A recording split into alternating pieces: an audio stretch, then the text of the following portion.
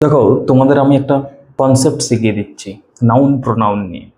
দেখো কি বলেছি, যে আইডেন্টিফাই দ্য প্রোনাউন। প্রোনাউন কোনটা আছে তোমাকে আইডেন্টিফাই করতে হবে। এখানে খুব সহজে বুঝবে। কি কোশ্চেনটা আছে, Ram is absent because he is ill. কি কোশ্চেনটা আছে, Ram is absent because he is ill. এইটি কোশ্চেন আছে, সে অসুস্থ তার জন্য সে অ্যাবসেন্ট। রাম অ্যাবসেন্ট। দেখো, আমরা জানি কোনো কিছু যদি নাম বোঝায় তাকে কি বলা হয়, নাউন। নাউন কখন না, কোনো কিছু নাম বোঝালে সেটাকে নাউন বলে।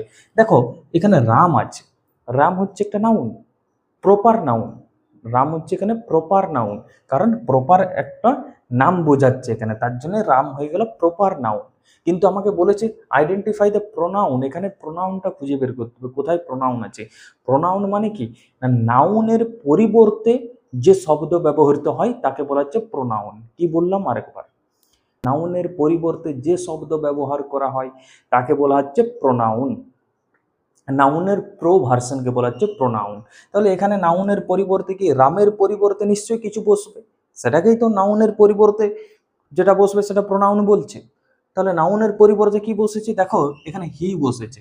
আমি আর সেকেন্ড টাইম এখানে রাম বললাম না, বললাম কি যে Ram is absent because Ram is ill. আর তো বললাম না, আমি রামের পরিবর্তে হি বললাম যে সে অসুস্থ। মানে নাউনের পরিবর্তে আমি কিছু একটা বললাম, সেটাকে কি বলা হচ্ছে, সেটাকে বলা হচ্ছে প্রোনাউন। তাহলে অপশন সি হয়ে গেল আমাদের এখানে কারেক্ট আনসার।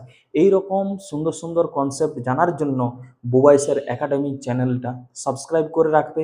আর যারা ফেসবুক থেকে দেখবে অবশ্যই কিন্তু ফেসবুক পেজটা ফলো করে রাখবে।